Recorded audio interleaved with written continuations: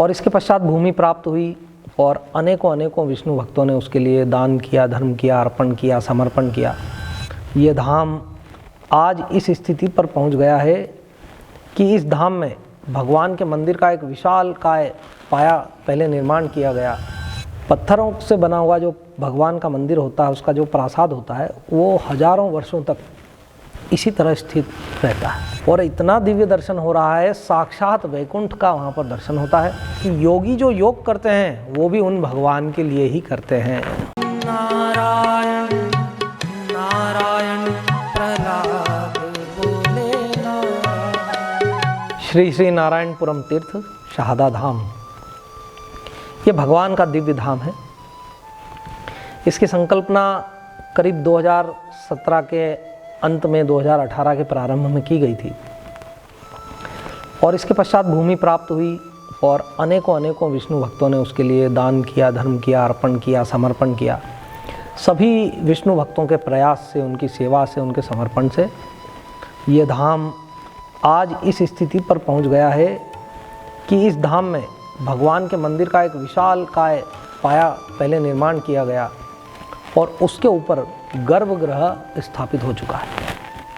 ये प्रासाद संपूर्ण रूप से पत्थर से निर्मित किया जा रहा है। ध्यान दीजिए, पत्थरों से बना हुआ जो भगवान का मंदिर होता है, उसका जो प्रासाद होता है, वो हजारों वर्षों तक इसी तरह स्थित रहता है। सबसे बड़ी बात है, श्री श्री नारायणपुरम तीर्थ शहादा धाम में भगवान के महास्वरूप पधार चुके हैं, उनका आगमन हो गया, भगवान विराजमान हो गए हैं स्थान पर और इतना दिव्य दर्शन हो रहा है, साक्षात वैकुंठ का वहाँ पर दर्शन होता है। तो सत्य सनातन धर्म का एक ये सत्य तीर्थ है, इसका दर्शन सभी करें और भगवान समस्त मनोकामनाओं को पूर्ण करने वाले हैं। पंच धातु से निर्मित जो स्वरूप है, उस स्वरूप की महिमा ही यही है। मिट्टी की प्रतिमा का एक पूजन का एक फल प्राप्त होता है, काष्ठ की प्रतिमा का एक पूजन का 10 गुना फल प्राप्त होता है, पाषाण की प्रतिमा का एक पूजन करने से 100 गुना फल प्राप्त होता है, परंतु धातु से निर्मित प्रतिमा का अनंत गुना फल प्राप्त होता है इस कलयुग में।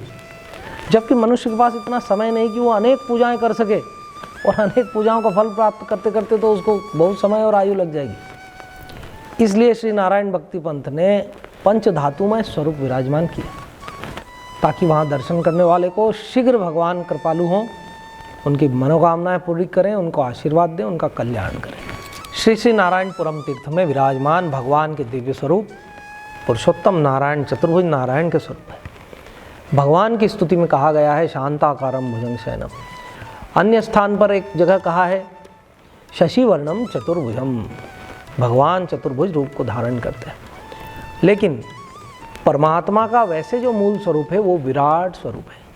इसलिए हमारे वेद में पुरुष सूक्त आदि में सहस्त्र शीर्षा पुरखा आदि कहा गया, ततो विराट जायत विराजो अधिपुरुष।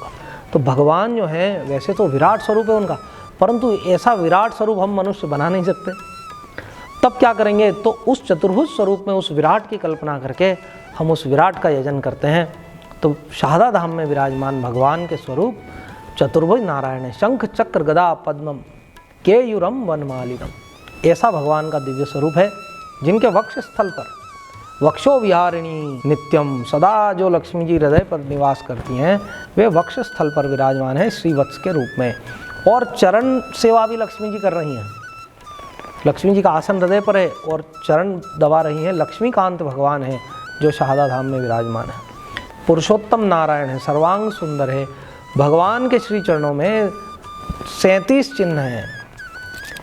रथ, अश्व, गज, अंकुश, धनुष, बाण आदि ग्रंथ, व्यासपीठ, कलश, नाग, इस प्रकार से 37 चिन्ह भगवान के चरणों में विद्यमान हैं।